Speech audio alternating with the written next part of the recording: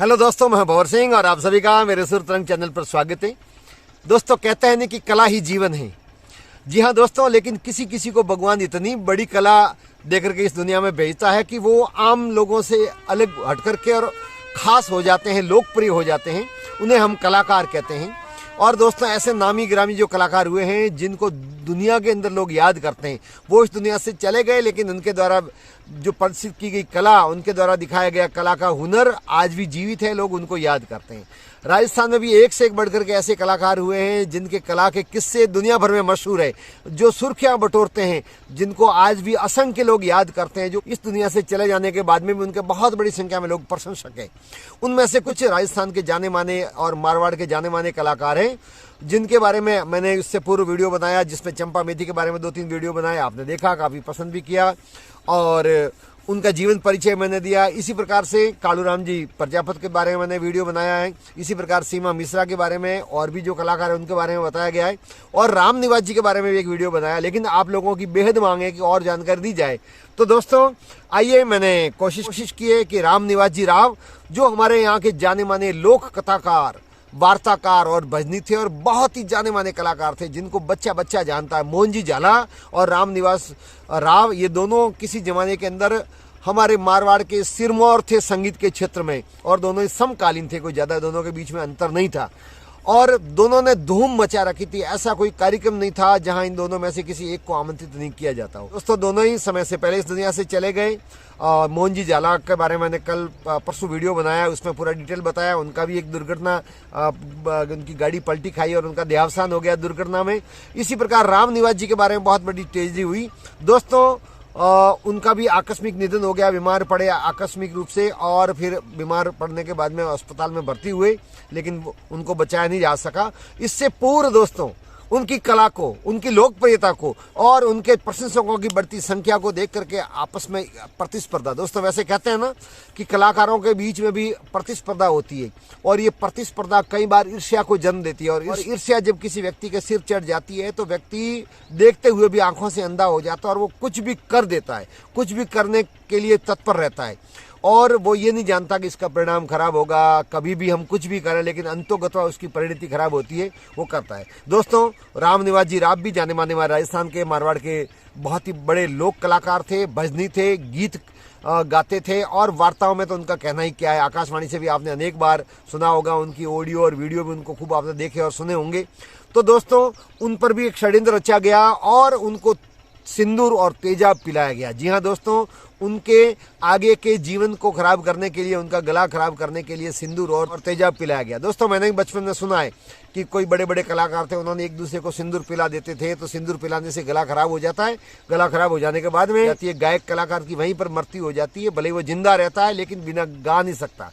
तो राम निवास जी राव को भी सिंदूर और तेजाब पिलाया गया।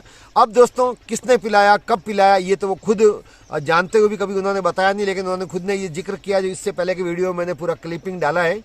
लेकिन दोस्तों, ये जो स्थान था वो समदड़ी का बेगम बाजार, जहां मुन्ना भाई पहलवान करके एक व्यक्ति थे, जिनकी तरफ से भजन संध्या का कार्यक्रम था। समदड़ी जो बाड़मेर जिले में है, और रेलवे स्टेशन भी है वहाँ पर बेगम बाजार के अंदर कार्यक्रम था। कार्यक्रम पूरा हुआ, और उसके बाद में बहुत सारे लोग, उनके प्रशंसक और भी मिलने वाले लोग बैठे थे, और तभी उनके सामने कुछ अल्पाहार के लिए वस्तु लाई गई, और उसके माध्यम से ही उनको सिंदूर और तेजाब पिलाया गया।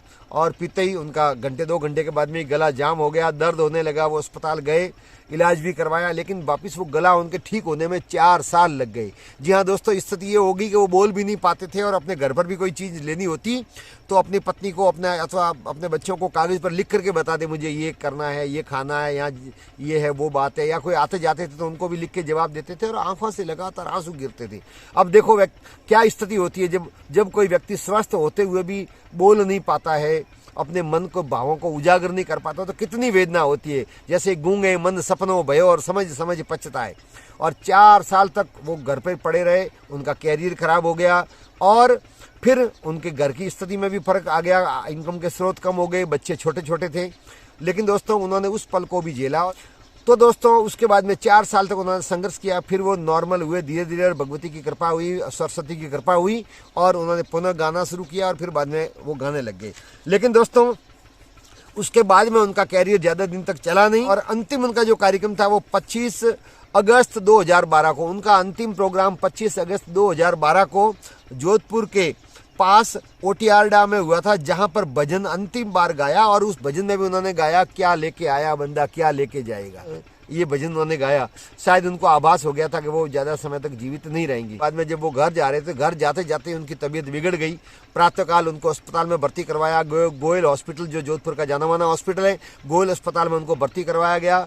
वहाँ उन्होंने अपने जीवन से संघर्ष किया। डॉक्टरों ने खूब कोशिश की बचाने की, लेकिन उनको बचाया नहीं जा सका और आखिरकार 1 सितंबर 2012 को उनका देहावसान हो गया। कम उम्र में वो इस दुनिया से चले गए, लेकिन वो चले गए, लेकिन जाने से पहले उन्होंने हमको बहुत कुछ दिया संगीत के क्षेत्र में। उनके द्वारा असंख्य वार्ताएं, जिसमें मोरध्वज राजा की वार्ता, मोरध्वज का राजा हरिश्चंद्र, बर्तरी, गोपीनाथ, रामदेव जी महाराज की, तेजाजी महाराज की, जम्बो जी महाराज की और माता जी की, बालाजी की, हनुमान जी की, अनेक प्रकार की मधुर वाणी में उन्होंने वार्ता, राम जी की, सीता जी की, लक्ष्मण जी की, कृष्ण भगवान की अनेक वार्ताएं, रुक्मणी विवाह, सुभद्रा हरण और एक से एक बढ़कर शानदार वार्ताएं हमारे सामने उन्होंने प्रस्तुत की, जो आकाशवाणी पर भी उन्होंने प्रस्तुत किए। बहुत सारे भजन गाए, बहुत सारे लोकगीत गाए, बहुत सारी वार्ताएं प्रस्तुत की और साक्षात उनके गले पर सरस्वती विराजमान थी। इतने मधुर कंठ में गाते थे, रात तक क्षमा बन जाती थी और श्रोता मंत्र मुग्ध होकर उनको सुनते थे। दूर दूर तक उनको सुनने के लिए लोग पैदल जाते थे। ऐसे महान कलाकार को मैंने भी खूब सुना, खूब ऑडियो में सुना क्या, और वीडियो भी उनका देखा। प्रत्यक्ष देखने का मुझे मौका नहीं मिला, लेकिन आप में से बहुत सौ ने कमेंट्स किया दोस्तों कि उन्होंने प्रत्यक्ष देखा। तो बहुत कुछ उन्होंने दिया, वो आज भी ऑडियो वीडियो विद्यमान है और आप देख रहे हैं, फोटो जो मैंने डाले हैं। और दोस्तों उनको सुनते हैं तो हमें ऐसा लग रहा है जैसे राम निवास जी इस दुनिया से गए नहीं है, वो हमारे सामने ही आज भी भजनों की और वार्ता की प्रस्तुति दे रहे हैं। तो दोस्तों कलाकार अपनी कला के बलबूते पर हमेशा जिंदा रहता है, भौतिक रूप से जाता है।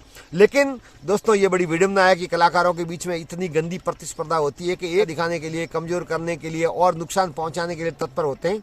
ये कहीं पर भी शोभा नहीं देता, क्योंकि बुरे काम का बुरा ही नतीजा होता है। लेकिन दोस्तों होनी को जो मंजूर होता है वही होता है। इसके अलावा उनके संपूर्ण जीवन की जानकारी, उनका निवास स्थान, उनका जीवन परिचय, उनके परिवार में कौन कौन लोग हैं, वो संपूर्ण मैंने इससे पहले वाले वीडियो में बता दिया है। इस वीडियो के एंड में मैं एंड स्क्रीन में मैं लगा रहा हूँ, आप लोग देख करके और राम निवास जी के जीवन परिचय के बारे में वापिस वाकिफ होंगे। मैं पुनः उसको दोहराऊंगा तो काफी लंबा वीडियो हो जाएगा। तो दोस्तों आपको वीडियो ये कैसा लगा? आप वीडियो को लाइक करें, अच्छा लगा हो शेयर करें, कमेंट्स करें। कमेंट्स आपके बहुत आते हैं, मुझे अच्छा लगता है। कमेंट्स करें, सुझाव दें और यदि अब तक आपने चैनल को सब्सक्राइब नहीं किया तो प्लीज़ बेल दबा करके ऑल ऑप्शन को चयन करते हुए चैनल को सब्सक्राइब करें, ताकि मेरे द्वारा जारी किए जाने वाले वीडियो सीधे आप तक पहुँचे और आप उसको देख पाएँ। आप सबका बहुत बहुत धन्यवाद। जय हिंद।